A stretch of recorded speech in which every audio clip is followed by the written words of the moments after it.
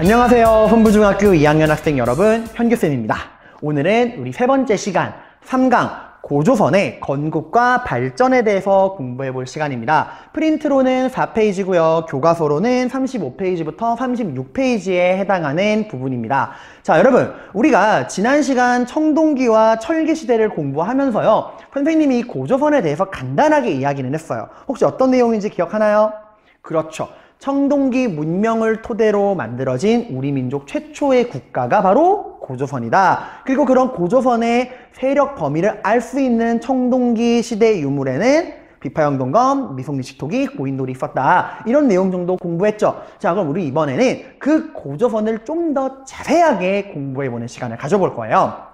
여러분, 그럼 고조선은 일단 만들어진 거는 청동기 시대예요. 근데 이게 언제까지 지속이 되냐? 철기 시대까지 지속이 돼요. 역사서의 기록대로라면은 존재해온 기간만 2000년이 넘는 어마어마한 시간 동안 존재해온 국가예요.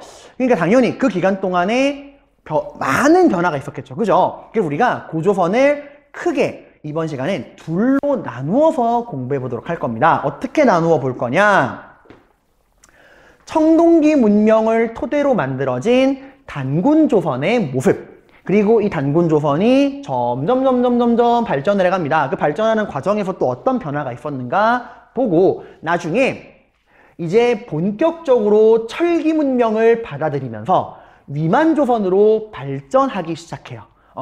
그 위만조선의 모습도 볼 겁니다. 그러니까 정리하자면 청동기 문명을 받아들여서 청동기 문명을 토대로 시작된 단군조선의 모습, 그리고 그게 철기 문명을 본격적으로 수용하면서 어떻게 위만조선이 또 변화하고 위만조선으로 변화하고 발전해 나가는가, 이런 부분을 우리가 살펴보도록 할 겁니다. 자, 그러면 이제 차근차근 공부해 보도록 할게요. 자, 고조선의 시작, 어떤 문명을 토대로 만들어졌다고요? 그렇죠, 청동기 문명을 토대로 만들어졌다고요. 청동기. 자, 여러분, 우리 청동기 시대에 어떠한 특징이 있었는가 우리 한번 떠올려 볼까요? 자, 청동기 시대의 경제적인 변화, 어떤 변화? 그렇지, 뭐가 발전해? 농업기술이 발전해요. 그래서 어떤 농업이 시작되죠? 굉장히 수준 높은 고차원적 농업인 벼농사가 시작이 되죠. 그러면서 생산량이 어떻게 돼요?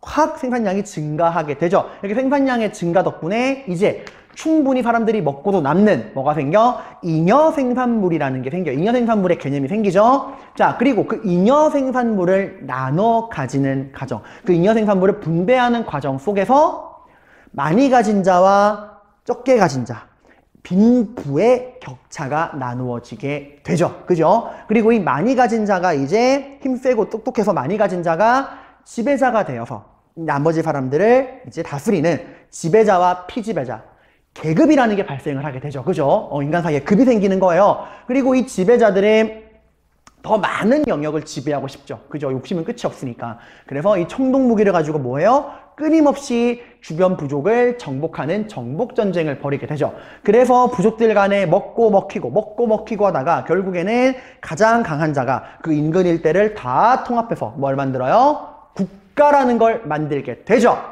그죠? 그렇게 해서 청동기 시대에 우리나라에서 최초로 탄생한 국가가 바로 고조선인 거예요. 이 흐름 기억하죠, 여러분들? 자, 그래서 청동기 시대에 만들어진 우리 민족 최초의 국가인 고조선. 우리가 이걸 뭐라고 부르냐? 단군조선이라 불러요. 단군조선. 단군조선. 자, 내용을 좀 정리해 본다면 이게 바로 우리 민족 무슨 국가? 그렇지, 최초, 퍼스트. 최초의 국가라는 거예요. 근데 아직까지는 여러분들 이제 막 만들어진 국가이다 보니까 여러분들 오늘날의 그런 체계적인 국가가 아니에요. 이제 막 걸음마를 땐 굉장히 좀 초보적인, 아직은 좀 미흡한 초보적인 수준 낮은 단계의 국가예요. 그러다 보니까 이 국가를 다스리는 존재를 우리가 뭐라 불렀느냐? 왕이 아닙니다. 누구라고요? 군장이에요. 군장. 아직까지는 왕이 아니라 군장이 다스리는 국가, 이름하여 군장국가. 그러니까 좀 초보적인 단계의 국가라 생각하시면 돼요. 그러니까 중요한 거는 지배자가 왕이 아니라 군장이다라는 거. 자, 그리고 이 국가가 아직 좀 체계적이지, 아직 좀 수준이 낮고 초보적인 단계의 국가다 보니까 오늘날의 국가처럼 이렇게 막 세부적으로 체계화되어 있지 않아. 뭐 외교부, 국방부, 교육부 이렇게 역할 분담이 명확하지 않아요. 그냥 누가 다 그냥 뭉뚱그려서 주먹구구식으로 운영을 하느냐? 이 군장이 그냥 나라를 주먹구구식으로 운영을 합니다. 군장이 대부분의 업무를 다 해요. 그래서 당시 중요한 업무가 뭐가 있냐? 정치적인 업무와 종교적인 업무. 이 두 가지를 다 누가 할까요? 방금 말했듯이 군장이 담당합니다. 우리가 이런 걸 뭐라고 부르느냐? 재정일치 사회라 불러요. 무슨 사회라고요? 재정일치. 자, 뜻을 풀이한다면 종교와 정치가 분리되어 있다, 분리되어 있지 않다, 분리되어 있지 않고 일치, 하나가 된 사회라는 거예요. 종교와 정치가 하나다. 여러분, 오늘날로 치면 대통령이 목사님, 스님, 신부님 역할 다 하는 거예요. 오늘날은 안 그렇잖아. 오늘날은 대통령은 뭐 국회의원 따로 있고 종교를 담당하는 목사님, 스님, 신부님 따로 있잖아요. 근데 그 시대는 그런 게 아니라는 겁니다. 정치인이 교회에서 절에서 예배까지 같이 인도한다라는 거예요, 여러분들. 자, 그 증거가 뭐냐? 당시 여러분 그 지배자인 이 군장을 뭐라 불렀냐면 EX라는 건 예시라는 거예요. 단군왕검이라 불렀어요. 단군왕검. 단군왕검. 자, 이 단군이라는 단어는 종교 지도자를 뜻하는 단어입니다. 종교 지도자. 그러니까 제사장 같은 존재. 그리고 이 왕검이라는 단어는 정치 지도자를 뜻하는 단어예요. 정치 지도자. 그러니까 군장을 말하는 거죠. 군장. 그러니까 한마디로 정치 지도자인 군장이 무슨 업무까지 같이 하고 있다? 종교 지도자로서 이 제사장의 업무까지 같이 하고 있다라는 거야. 단군왕검은 분리되어 있는 단어가 아니라 하나의 단어예요. 지배자를 나타내는 호칭입니다. 이건 이름이 아니에요, 여러분들. 단군은 이름이라 생각하는데 이름이 아니에요. 여러분이 저를 뭐라 불러요? 이현규 선생님이라 부르죠. 내 이름은 이현규잖아. 선생님은 내 이름이 아니죠. 나를 나타내는 호칭이죠. 단군왕검도 호칭이야. 그래서 1대 단군왕검, 2대 단군왕검, 뭐 3대 단군왕검 이런 식으로 구분하시면 됩니다. 자, 그리고 이 당시 고조선의 영역을 나타내주는 그 유물이 있다 그랬죠. 그 유물이 바로 무엇? 비파형 동검. 비파형 동검. 그리고 무슨 토기? 그렇지. 미송리식 토기. 그리고 고인돌. 자, 그래서 이런 유물이 발견되는 게 고조선의 영역과 일치한다라고 이야기를 했어요.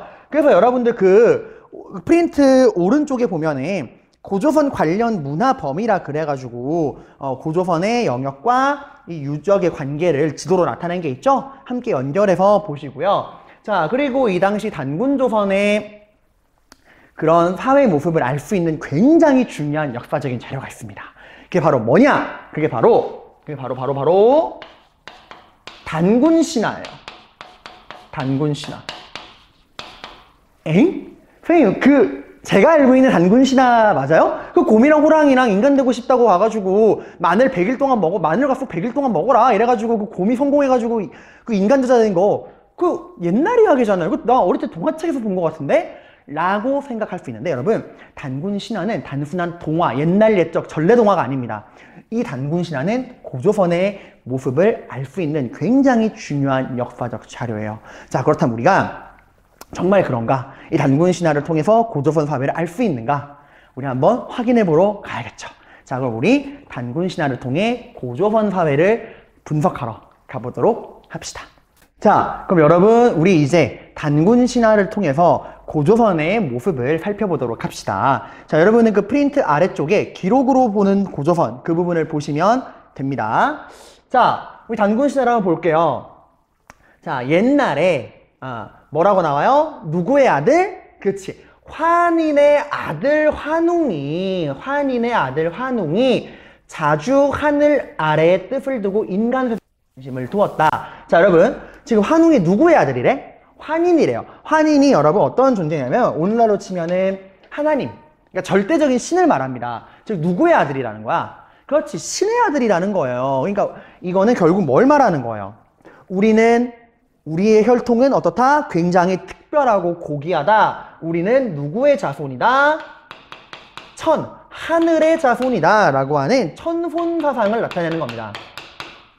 이 고조선의 뿌리가 되는 환웅은 환인의 아들, 하나님의 아들. 우리는 그 하늘의 핏줄을 타고 왔다 라고 하는 거예요. 여러분 옆에다가 지금 적으시는 겁니다. 분석한 내용들을. 이거 우리가 저번 시간에 배웠죠? 이런 게 왜 나왔어 얘들아? 그렇지, 계급이 등장을 하고 지배자가 피지배자들을 이제 다스리는 거를 합리화하는, 흔히 말하는 정치질하기 위해서 자신들의 민족을 특별한 민족으로 이야기하면서 나온 사상이잖아요. 우리가 이걸 또 뭐라고 그러죠? 다른 말로 우리는 선택받은 민족이야. 그러니까 우리 민족이 너희를 지배하는 건 당연한 거야 라고 하는 선민사상의 의미도 있다는 겁니다. 자, 그럼 계속해서 볼게요. 그래서 환인의 아들이, 환웅이 뜻을 알고 지상세계를 내려다보니, 자, 뭐래요? 널리 인간을 이롭게 할 만함으로 라고 나와 있죠. 이건 굉장히 유명한 말입니다. 이거 우리가 뭐라 그러냐? 널리, 널리 뭐를? 인간을 뭐하게 한대요? 이롭게 한대요. 이런 우리가 널리 이롭게 한다. 누구를? 인간을 이롭게 한다라 그래서 홍익인간. 이게 그 고조선의 건국 이념이에요. 그러니까 우리는 인간을 이롭게 하기 위해서 나라를 만들어서 너희를 다스리고 있다. 이런 홍익인간의 이념을 나타내는 겁니다. 자, 계속해서 봅시다. 그래서 환웅이 무리 3,000명을 거느리고 태백산 꼭대기 신단수 아래로 내려왔다. 자, 근데 혼자 온 게 아니라 그는, 자, 누굴 데려왔대? 뭘 다스리는 신하? 바람을 다스리는 신하, 그리고 비를 다스리는 신하, 구름을 다스리는 신하들과 함께 왔대요. 자, 우리가 이거를 뭐 한자로는 뭐 풍백, 우사, 운사 이러는데, 진짜로 얘들아, 그 환웅이 데리고 온 신들이 막 게임에 나오듯이 와 바람이요, 막 비요 이런 거 아니겠죠, 그죠? 그럼 이건 뭘 나타내는 의미일까? 봐봐, 바람과 비와 구름 다 뭐예요? 자연 환경에 관련된 거죠. 그죠? 그럼 왜 이렇게 자연 환경을 다스리는 신들과 함께 왔다 그랬을까? 당시가 무슨 사회예요? 뭐가 중심되는 사회? 그렇죠. 농업. 벼농사로 대표되는 그 농업이 굉장히 중요한 농경사회잖아요. 그죠? 그만큼 뭐에 관심이 많아? 농사가 잘 되기 위해서는 뭐가 중요하죠? 자연 환경이 중요하죠? 그러니까 얘가 말하는 거야. 내가 너희들 농사 잘 되게 이 자연 환경을 조절할 만한 능력이 있다. 라고 이렇게 본인의 권위를 막 세우는 거죠. 당시 사회가 농경사회라는 거야. 농경사회. 그러니까 그만큼 뭐에?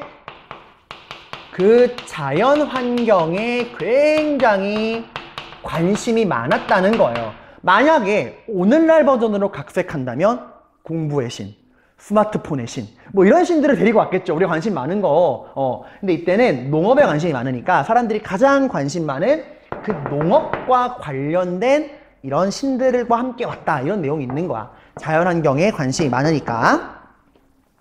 자, 어쨌건 이 환웅이 자기 부하들을 데리고 딱 왔는데, 봅시다. 이때 누가 환웅을 찾아왔대요?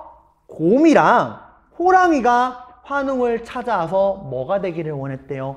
사람이 되기를 원했대요. 자, 여러분, 이건 어떤 의미냐면 진짜 우리가 알고 있는 베어와 타이거, 진짜 이 짐승들이 와가지고 어흥어흥 이러고 와가지고 한 게 아니라는 거야. 이건 뭐냐면은 토테미즘 기억나요? 부족이 자신들 부족의 상징물로 짐승들을 자기의 상징물로 삼는 거 있잖아요. 그러니까 이거는 진짜 곰이랑 호랑이가 아니라 곰을 상징물로 삼는 곰부족, 그리고 호랑이를 자신들의 상징물로 삼는 호랑이 부족이 왔다는 거야. 그러니까 이런 거예요. 여러분, 이거는 자, 설명해 드릴게요. 이 고조선이 만들어진 지역에 여러분들 원래 살고 있던 토착 민족들 있죠. 원래 굉장히 좀 그 문명 수준이 낮은 곰과 호랑이를 숭배하는 토착 민족이 있었는데 그 민족을 이제 누가 지배하러 온 거야? 굉장히 선진적인 청동기 문명을 가진 이 환웅이라고 하는 선진적인 부족이 딱 내려와가지고 이제 여기를 딱 지배하러 온 겁니다. 그러니까 얘네가 이제 와가지고 사람이 되기를 원했다. 이거는 우리를 받아주세요 라고 이야기를 한 거예요. 우리를 받아주세요. 곰부족, 호랑이 부족. 자, 그럼 파트너를 선택해야겠죠. 그죠? 그 파트, 그래서 여러분들 어쨌건 이 4번이 상징하는 거는 곰과 호랑이는 진짜 짐승들이 아니라 토테미즘이라는 거야. 토테미즘. 곰 부족, 호랑이 부족이 이 선진적인 환웅의 부족에게 결합을 요청한 겁니다. 그러니까 토테미즘은 방금 우리가 배웠던 것처럼 특정 동물 숭배, 그런 의미예요, 여러분들. 자, 그럼 우리의 선진적인 환웅 부족은 기존의 토착 부족인 곰 부족과 호랑이 부족 중에 누구를 파트너로 선택을 했을까? 일종의 시험을 내린 거예요. 그게 이제 신화에는 너희가 우리랑 좀 어울리려면 급이 맞아야 돼. 그 마늘이랑 쑥 100일 동안 먹고 인간이 되어봐 라고 했는데 뭔가 모종의 테스트를 거쳤겠죠? 그 테스트 결과 누구 합격자는 누구? 합격자는 누군가요? 그렇죠. 곰. 이 곰이 이제 웅녀가 됐다. 그러니까 이제 사람이 됐다. 좀 문명다워졌다라는 거야. 그래서 환웅이 사람으로 변해서 웅녀랑 혼하여, 이게 혼인했다는 뜻이에요.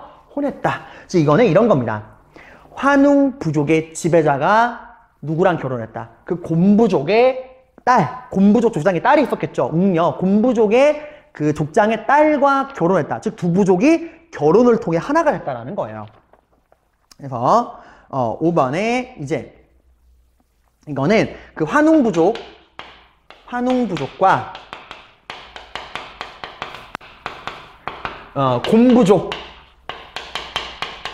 곰부족이 이제 결혼을 통해 결합했다라는 거야. 호랑이 부족은 탈락 하고 이제 아마 쫓겨났겠죠. 그래서 도망쳤다고 나와 쫓겨난 거죠. 그 지역에서 못 버티고. 자, 그러면 그래서 여러분들 아이를 낳으니 그 이름을 뭐라고 한답니까? 네, 나왔네요. 단군한검이라고 한대요. 단군한검. 우리 단군한검 뜻 배웠죠? 단군한검은 사람 이름이 아니야. 호칭이에요. 호칭. 여기는 이름이라고 나오지만 호칭입니다. 단군한검은 뭐야? 그 사회가 무슨 사회라는 거야? 그렇지. 종교와 정치가 하나가 된 재정일치 사회라고 했었죠. 종교와 정치가 하나가 된 재정일치 사회. 정치적 지배자인 군장, 왕검이 종교적인 지도자인 제사장, 단군의 역할까지 함께 했던 재정일치 사회라는 거를 보여주는 거예요. 여러분들, 이 단군시당을 통해서 우리가 당시 청동기 문명을 토대로 수립된 단군조선이 어떠한 모습이었는가를 우리가 알 수 있죠. 여러분들 이렇게 역사를 반영하는 중요한 자료라는 겁니다. 여러분, 그럼 이제 우리 이렇게 만들어진 단군조선이 어떻게 변화하고 발전해 나가는가 그 과정을 한번 살펴보도록 할게요. 자, 이 단군조선이 이제 시간이 지나면서 점점점 정치적으로 발전해가는 모습을 보여줍니다. 자, 일단 국가의 규모가 커지면서 국가의 규모가 점점점 커져요. 그러다 보니까 이전처럼 군장의 힘만으로는 이 나라를 다스릴 수가 없는 거야. 그럼 어떻게 좀 더 군장보다 좀 더 정치적으로 권위 있는 그런 지도자가 나와야겠죠. 그죠? 그래서 이제 새로운 지도자가 등장을 합니다. 그래서 그게 바로 왕이에요. 왕. 왕이 등장을 한다는 거야. 더 이상 군장이 아니라 이제 지도자를 뭐라 불러? 왕이라고 부른다는 거예요. 그리고 더 놀라운 거는 그 왕이 죽은 다음에 그 왕의 자리를 그 왕의 가문에게 계속해서 물려주는 모습을 보인다는 거예요. 그 중요한 특징입니다. 이게 바로 왕위를 세습했다는 거예요. 그러니까 왕이 죽고 그 다음 왕자리를 뭐 다른 가문에서 가져가는 게 아니라 그 가문이 자신의 가문의 후손에게 왕위를 물려주는 모습을 보이게 됩니다. 그래서 대표적인 왕이 부왕이 있었고요. 이 부왕이 죽은 다음에 그 집안의 자손이었던 준왕에게 왕위를 물려주게 됩니다. 굉장히 큰 변화죠. 이제 군장국가가 아니라 뭐야? 왕국의 시대로 접어든 거예요. 그리고 이 국가의 규모가 커지니까 그 이전처럼 막 재정일치 사회처럼 막 주먹구구식으로 이렇게 막 대충 운영할 수는 없어요. 이제 국가를 좀 더 세부적으로 체계적으로 나누고 정확하게 역할 분담을 해야겠죠. 그죠? 즉 뭐가 필요해? 관직이라는 게 필요한 거예요. 그래서 관직이 등장을 하게 됩니다. 뭐 국방을 담당하는 장군, 그리고 뭐 외교 업무를 담당하고 정치 업무를 담당하는 경과, 대부 같은 전문적인 관직이 등장한 거예요. 국가가 정말 이제 정말 체계적으로 시스템화 되고 있는 모습을 보인다는 거야. 왕도 등장하고 경대부 장군 같은 관직도 등장을 하고. 자, 그리고 이때 또 놀라운 거는 중국이랑도 많은 그런 관계를 맺었거든요. 여러분 내가 이제 중국이라고 하니까 오늘날의 하나로 통합되어 있는 중국을 생각하는데 이 당시 중국은 하나가 아니었어요. 자, 이거 잠깐 교양적인 얘기인데 참고해서 들어보세요. 이거 알아야 이해하기 편하니까. 당시 중국은 전국시대라 그래서 하나의 나라가 아니라 무려 7개의 나라로 쪼개져 있었어요. 그 7개의 나라가 이 중국의 주인이 되기 위해서 치열하게 싸우던 그 분열과 대립의 시대였습니다. 여러분 혹시 킹덤이라는 만화책 알아요? 그 보는 친구들 있을 건데 그 킹덤의 시대적 배경이 바로 전국시대예요. 한나라, 위나라, 조나라, 제나라, 진나라, 초나라, 그리고 연나라로 7개의 이 나라들이 막 싸우던 시대. 그 중에서 고조선과 붙어있던 국가는 어디냐? 북방을 지배하던 연나라입니다. 그 연나라와 고조선이 이제 자주 싸웠다고 해요. 그러니까 중국, 그 중에서도 이 연나라와 어디를 경계로 대립을 했느냐. 자, 여러분 잠깐 지도로 조금 넘어올게요. 오른쪽, 오른쪽, 오른쪽. 자, 여러분 여기가 이제 우리 한반도고 여기가 중국이라고 하면은 여기가 여러분들 여기 흐르는 강이 하나 있어. 거기 여러분도 그 프린트 오른쪽에 지도 나오죠? 고조선의 그 세력 범위가 이렇게 있잖아요. 그죠? 그리고 여기에 이렇게 흐르는 강이 요하강, 야오어강, 요하강이라고 하는 강이 흐르고요. 이 강을 기준으로 이 서쪽을 요서, 그리고 이 동쪽을 요동지방이라고 불러요. 그 중에서 연나라는 여기쯤에 위치해 있었어. 그러니까 어디서 대립했냐. 고조선은 이렇게 그 지도 보시면 나오죠. 고조선은 이렇게 세력 범위를 가지고 있고, 그래서 연나라랑 이 요서 지방을 경계로 자주 싸웠다고 해요. 근데 이건 대단한 거야, 얘들아. 이 고조선이 중국의 7대 짱 중에 한 명이었던 연나라랑 나름의 팽팽한 세력 대립을 할 만큼 고조선도 강했다는 거예요. 그만큼 발전했다는 겁니다. 팽팽하게 밀고 당기게 했으니까. 이 연과 어디를? 이 요서 지방을 경계로 이제 대립을 했다라는 거예요. 뭐 이기기도 하고 지기도 하고 뭐 그러게 됐겠죠. 자, 그런데 이 고조선에 크나큰 변화가 찾아오게 됩니다. 이제 본격적으로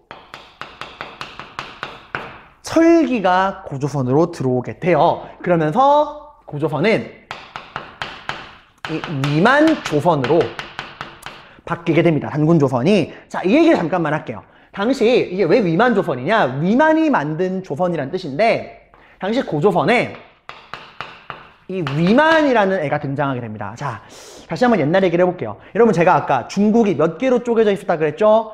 7개의 나라가 쪼개져 가지고 막 싸웠다 그랬죠. 그 전국시대 최후의 승자가 누구냐? 바로 진나라였습니다. 그래서 이 진나라가 중국을 하나로 딱 통일해요. 그리고 최초의 황제 진시황, 한 번씩 들어본 적 있죠? 그 진시황이 등장을 하게 됩니다. 근데 여러분 이 진시황은 그 통일할 때까지는 똑똑했는데 얘가 통일하고 나서 완전 마태이가 가요. 그래가지고 막 난 영원히 살겠다, 불로불사의 삶을 살겠다, 불로초 찾아와라 이러고 막 온갖 궁궐 짓고 내가 죽은 다음에 뭐 지하세계에 가서도 황제가 되겠다고 막 땅 파가지고 자기 무덤 만들고 막 백성들을 엄청 괴롭혔어요. 그러니까 백성들이 이거 못 살겠다 이래서 이 진나라는 진시황이 죽고 얼마 안 돼서 바로 망해버립니다. 그리고 이 진나라가 또 무너지니까 자, 이 다음 중국의 주인은 누가 될 것이냐 이래가지고 또 이제 싸움이 나요.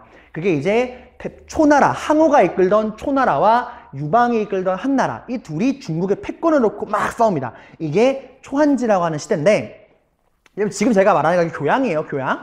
근데 결국 누가 이겼냐? 유방의 한나라가 승리합니다. 그래서 이제 한나라가 중국을 통일하게 돼요. 이 과정, 이렇게 진나라가 멸망하고 한나라가 만들어지기까지 이 혼란기를 우리가 진에서 한으로 바뀌었다 그래서 진한 교책이라는 말을 써요. 어쨌건 굉장히 중국이 어때요?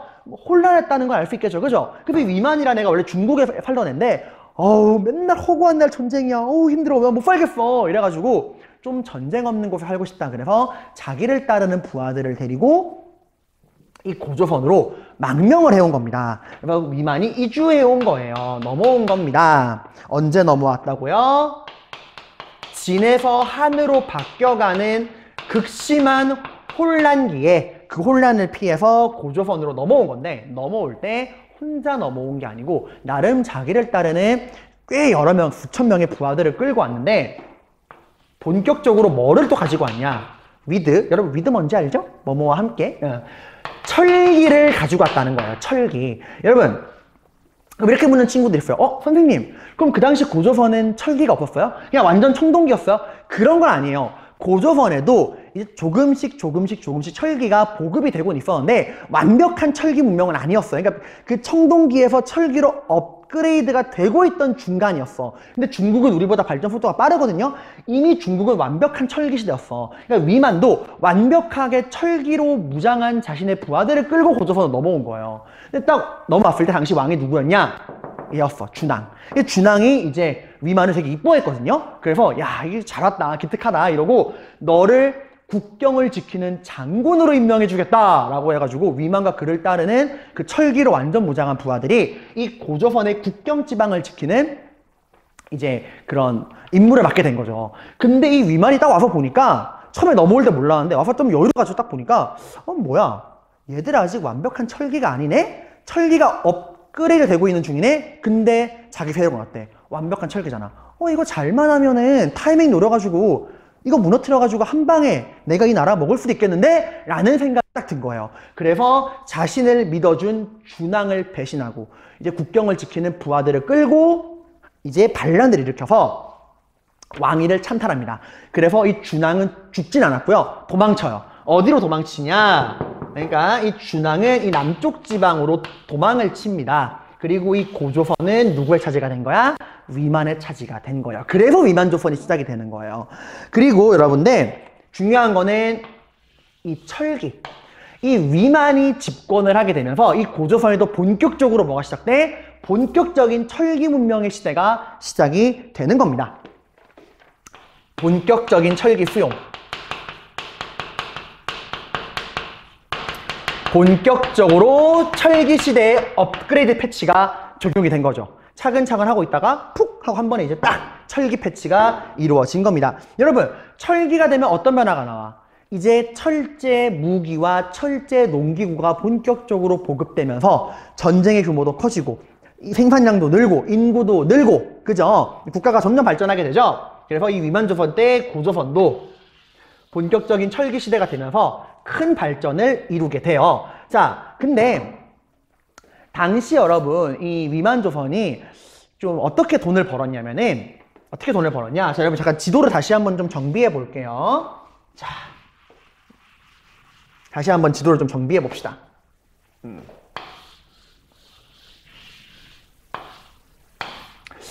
다시 한번 좀 그려볼게요. 미안해요. 이거 그리기가 잘 안 그려지네요. 자, 여러분 여기 이제 고조선이 이렇게 있고 여기 중국이 이렇게 있죠. 자, 여러분 중국을 누가 통일했다 그랬죠? 그쵸. 한나라가 통일했다 그랬죠. 진한교책이 끝나고 한나라. 그리고 여기는 이제 우리 고조선, 위만조선이 있죠. 고조선이 이렇게 있습니다. 그리고 그때 위만에게 쫓겨간 준왕 있죠. 그 준왕이 남쪽으로 도망쳐가지고 진국, 진나라를 만들어요. 그럼 아까 그 진나라? 아니야. 이름만 똑같은 거지 다른 나라야. 그 진시황이 만든 진나라 아니에요. 이름만 똑같은 거예요. 근데 이 고조선이 어떻게 그 돈을 벌었냐? 이 한나라가 여러분들 이 우리 한반도 남쪽에 진과 그 무역 교류를 하려고 하는데 그걸 딱 이 고조선이 막은 거야.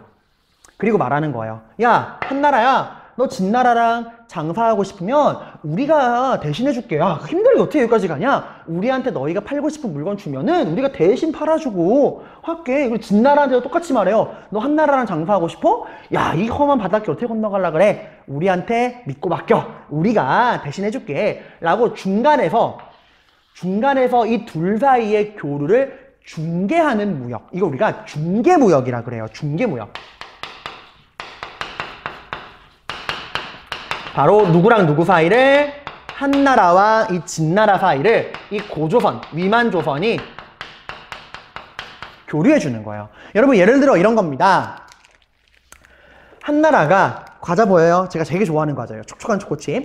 이 촉촉한 초코칩 원가 100원이라고 해볼게요. 이 100원짜리 초코칩을 진나라에 팔라 그래. 그러니까 이제 한나라가 팔라고 했는데 고조선이 야 이거 우리한테 대신 해주면 맡겨주면 우리가 팔아줄게 라고 합니다. 그래서 이제 고조선이 한나라로부터 이 초코칩을 100원짜리 초코칩을 한 120원에 사요. 얘도 이득은 봐야 되니까 120원에 판 다음에 진나라한테 팔 때는 300원에 팔아버리는 거예요. 그럼 얼마 이득 보는 거야 고조선은? 180원 이득 보는 거죠? 반대의 경우도 마찬가지야. 그러니까 중간에서 엄청 남겨먹는 거예요. 그러니까 여러분 누가 불만이 생길까? 진과 한이 불만이 생기겠죠. 근데 진나라는 힘이 없으니까 불만은 있어도 아무 말 못하는데 한나라는 힘이 있잖아. 야, 너 이거 뭐 하는 거야? 야, 너 가운데서 이거 너무 많이 땡겨먹는 거 아니야? 라고 하고 한나라가 화가 납니다. 여러분 오늘날에도 이런 중개무역은 해요. 우리가 자주 쓰는 배달 어플 있죠? 배달의 민족. 배달의 민족도 그런 거잖아요. 우리가 이제 그 주문을 하면은 그 중국집 우리가 짜장면 먹고 싶을 때 그 중국집에 바로 전화하는 게 아니라 배달의 민족이라는 어플을 통해서 주문을 하면은 배달의 민족이 그 중국집에 주문을 해주고 우리한테 연결해주는 그런 중개무역이잖아요. 근데 배달의 민족 같은 경우는 여러분들 그 가운데 수수료 요즘에도 그 문제가 되고 있죠. 많이 떼먹는다 뭐 한다. 그러니까 이걸 너무 많이 과하게 중간에서 이득을 취하면은 오늘날도 이렇게 막 문제가 나오잖아요. 그러니까 고조선이 너무 욕심을 많이 부린 거예요. 과할 정도로 많이 떼가니까 결국 한나라가 고조선으로 전쟁을 선포합니다. 그래서 당시 한나라가 육군과 해군 3만 명의 군대를 동원해요. 애게 꼴랑 3만, 여러분 이 시대 3만이면 오늘날에 거의 100만 대군 정도 수준이라 생각하시면 돼요. 어마어마한 군대를 끌고 쳐들어와서 결국 고조선은 열심히 싸웠으나 멸망을 하게 됩니다. 여기 좀 지도 지우고 마저 적을게요. 그래서 한나라의 침입으로 고조선은 어떻게 된다? 멸망하게 된다라는 거예요. 그리고 한나라가 이 고조선 지역을 완벽하게 지배하기 위해 4개의 군현을 설치합니다. 이걸 우리가 한사군이라 그래요. 4개의 군. 낭랑군, 진번군, 임도군, 현도군 4개의 군을 설치하는데 위치는 정확히 몰라야 돼요. 오늘날도 위치는 워낙 말이 많아서 그냥 한나라가 이 4개의 군을 설치했다 정도만 생각하면 돼요. 그럼 이렇게 묻는 친구들이 있어요. 선생님, 그럼 이제 우리는 중국의 식민지인 건가요? 아니에요. 이 한사군은 금방 사라집니다. 이제 우리나라 민족들, 고조선이 멸망한 이후에 우리나라 민족들이 또 막 국가를 만들어요. 부여, 뭐 고구려 나오는데 그런 새롭게 생긴 국가들이 이 한사군을 몰아냅니다. 그 대표적인 나라가 고구려랑 백제예요. 그런 거 나중에 뒤에서 공부할 겁니다. 자, 그리고 여러분 또 하나 이 당시 이 고조선 사회에 팔조법이라는 게 있어요. 팔조법. 8가지 법이라는 게 있었는데 이거 언제 만들어진 거냐? 그건 지금 정확히 몰라. 다만 추측하기로는 이 고조선이 발전해 나가는 과정에서 이 국가가 복잡해지면서 국가를 체계적으로 운영하기 위해서 만들어지지 않았을까 추측을 합니다. 8개의 법. 이것도 우리가 살펴봐야겠죠. 근데 8개의 법이 이 한나라가 고조선을 지배하게 되면서 강제로 지배하니까 당연히 사람들이 반항했을 거 아니에요. 그죠? 그래서 굉장히 엄격하게 우리를 다스리는 과정에서 법을 막 60개까지 늘리고 막 그래요. 아무튼 그런 내용은 뭐 그냥 아시면 되고. 자, 그럼 우리 이제 이 고조선 사회가 발전해 나가면서 등장했던 팔조법을 통해서 고조선 사회가 어떤 모습을 가지고 있었는가 그것도 우리가 살펴봐야겠죠? 우리 팔조법을 살펴보러 갑시다. 자, 그럼 여러분 우리 이 고조선이 발전해 나가는 과정에서 등장했던 이 팔조법을 통해 고조선 사회가 어떻게 발전했는가 그 모습을 살펴보도록 합시다. 팔조법, 8가지의 법이라는 건데 사실 지금 다 남아있진 않아요. 다 남아있진 않고 3개가 남아있는데 이거 남아있는 걸 우리가 조목조목 분석해 보도록 합시다. 자, 일단 첫 번째 뭐라고 나와요? 사람을 죽인 자는 뭐한데? 즉시 죽인대요. 와우, 살벌하죠 여러분들. 자, 그럼 여러분 사람을 죽인 자를 왜 즉시 죽인다? 이게 어떤 의미가 있을까요? 일단 여러분 이건 뭐야? 사람을 죽이라는 거야, 죽이지 말라는 거야. 그래, 절대 죽이지 말라는 거야. 너 죽으면 너도 죽어. 그러니까 사람 함부로 죽이면 되는데 안 된다는 거야. 이거는 굉장히 생명을 어떻게 한다는 거예요? 존중한다는 거예요. 그러니까 여기 담겨있는 의미 옆에다 쓰시면 되죠. 그 개인의 생명을 굉장히 존중한다라는 거야. 그럼 얘들아, 왜 이렇게 생명을 존중할까? 왜 극단적인 법까지 만들면서 생명을 존중할까? 굉장히 도덕적인 사회라서 그렇다기보다는 여러분들 당시가 어떤 사회죠? 뭘 기반으로 하는 사회야? 그렇지. 무슨 농사? 벼농사. 농경을 기반으로 하는 사회잖아요. 농사 지으려면 어때요? 사람이 굉장히 많이 필요하죠. 모든 사람이 소중한 노동력이란 말이야. 그 소중한 노동력을 죽이면 국가가 발전할 수 있어? 없어? 없잖아. 그러니까 이 생명 하나하나가 소중한 뭐다? 노동력이니까. 그러니까 우리가 이 사람을 죽인 자를 즉시 죽인다 라는 데서 우리가 알 수 있는 거는 개인의 생명과 뭐를 존중한다? 노동력을 굉장히 존중하는 사회였다라는 거예요. 소중한 노동력 함부로 죽이지 말아라는 거죠. 자, 그리고 다음 두 번째, 남에게 상처를 입힌 자는 뭐로 갚게 한대? 얘들아? 그래, 뭐? 곡식으로 갚게 한대요. 곡식으로. 자, 여러분, 오늘날 우리가 사람끼리 시비가 붙었어요. 싸웠어. 우리가 흔히 합의한다 그러지. 합의를 해야겠죠. 합의할 때 우리 뭐로 하죠? 쌀 갖다 줍니까? 반찬 갖다 줘요? 너가 내 이빨 하나 부러뜨으니까 교촌치킨 10마리 사와. 이런 거 아니잖아요. 우린 뭐로 갚죠? 머니. 돈으로 갚잖아. 그죠? 왜? 지금 우리 사회가 자본주의 사회. 모든 사회가 돈으로 굴러가는 사회니까 이 돈 가지고 피해를 배상한단 말이에요. 근데 이 고조선에서는 뭐로 피해를 배상하래? 곡식. 그러니까 이 사회가 뭐를 기본으로 굴러간다는 거야? 이 농업을 기본으로 굴러가니까 쌀로 갚는 거야. 만약에 이 사회가 얘들아, 유목민족 있죠? 막 몽골, 거란, 여진처럼 이 말 타고 다니는 가축을 중심으로 하는 유목민족의 사회였다면 곡식이 아니라 가축으로 갚게 했을 거예요, 여러분들. 그러니까 이 곡식으로 갚게 한다는 걸 통해서 우리가 고조선이 무슨 사회라는 거? 그렇지, 농경사회라는 걸 알 수 있죠. 자, 그러면 세 번째 봅시다. 도둑질한 자는 뭐로 삼겠대요? 도둑질하면은 뭐가 된대? 노비가 된대요. 자, 여러분, 이 말은 도둑질하는 걸 용서하겠다는 거야, 안 하겠다는 거야? 그치? 도둑질은 용납할 수 없다는 거예요. 즉 이거는 뭘 보호해 주는 거야? 그렇지, 개인의 소중한 재산을 국가가 보호해 주겠다는 겁니다. 일단 알 수 있는 거, 이 도둑질한 자를 처벌하겠다는 거는 개인의 소중한 사유재산을 함부로 훔치는 걸 용서한다, 안 한다? 안 한다는 거야. 존중하겠다는 거죠. 그리고 또 하나 알 수 있는 거, 그래서 그 소중한 사유재산을 존중하기 위해서 만들었는데 그 소중한 사유재산을 훔치는 사람은 어떻게 하겠대?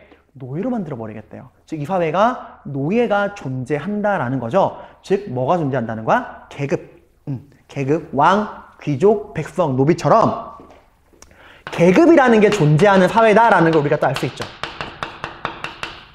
계급사회, 그러니까 신분사회라는 거죠. 신분사회. 평등한 사회가 아니라는 거야.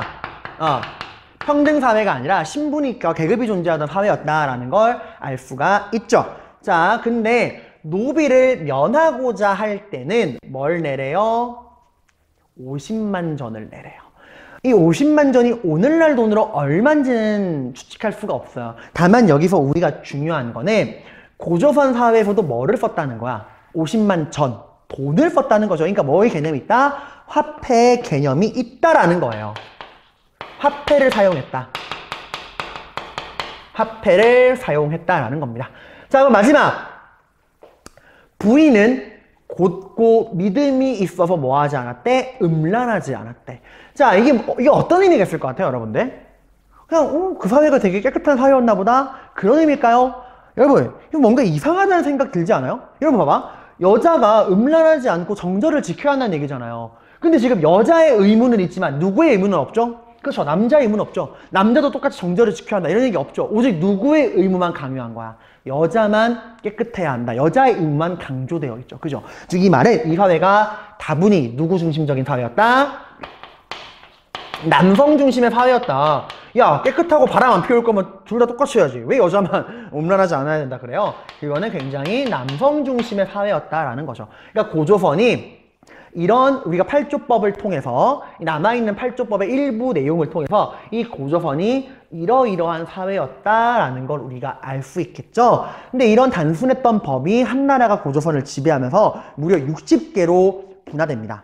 그러니까 그만큼 사람들을 세부적으로 쪼았다 이거예요, 여러분들. 자, 이렇게 해서 여러분들 우리 오늘 고조선의 내용, 청동기 문명을 토대로 성립한 단군조선이 어떤 모습이었는가 해서 단군신화의 내용을 통해 살펴봤고요.